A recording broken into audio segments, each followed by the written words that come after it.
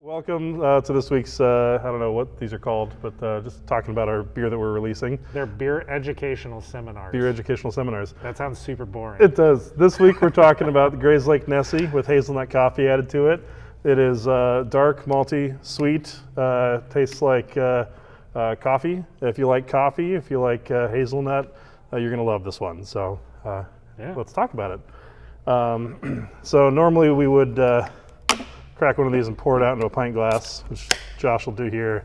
But I think What's happening? I would rather drink mine out of a coffee cup. Oh my God. Yeah, exactly. What a surprise. That was unscripted. I went off script. So this beer is actually one of my favorite beers. The base beer itself actually was the beer that brought me to Confluence. It was almost 6-7 years ago now. I've lost track of time. It went on tap at a bar that I worked at, and I said, holy expletive deleted, we make good beer in Des Moines now. So I kicked down John's door and asked for a job because I love the base beer. It's really just nice and easy drinking, super solid Scottish ale. Adding the hazelnut coffee to it is a really, really nice piece that it flows so well together. It's very, very creamy. And I remember the very first time I ever had a beer that tastes like coffee smelled, I was blown away. And I get that in very few beers. Most beers you get that really roasty, dark chocolatey, like almost thick, bitter flavor. It's intended to be a dark beer that's not roasty and not bitter and not chocolatey. Right.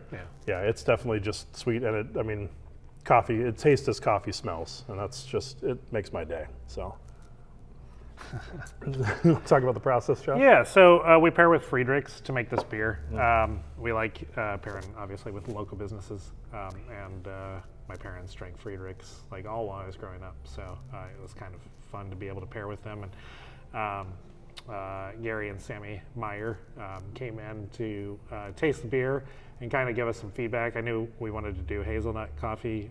I'd had a couple hazelnut beers, and I love hazelnut coffee, so I thought it was the right fit for this beer. And so they worked up a kind of custom roast. So the coffee that goes into this beer is a little different than if you went into Freidrich's and got a hazelnut coffee. It's roasted at a couple different roast levels and blended together to produce the right coffee for the beer. And we add it in a few different places.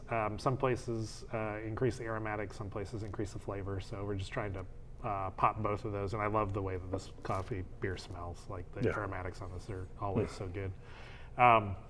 But the largest majority of it, we get them to roast it and grind it for us like the day before. We go to brew it, and we brew about a barrel, so that's like 30-ish gallons or so. I think I put 80 gallons of water into the vessel when we cold brew, and we get about 30 gallons out. So there's a lot that gets soaked up.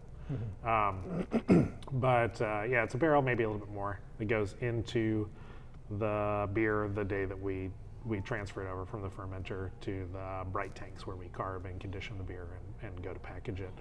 So it's bright, fresh coffee, custom roasted and ground for us the day before, and so it produces just an awesome full flavor and aroma. Yeah, if you want to know how you get a coffee flavor in a beer, add coffee. Add coffee. Yeah. It's pretty great. So thanks, guys. Cheers. Cheers.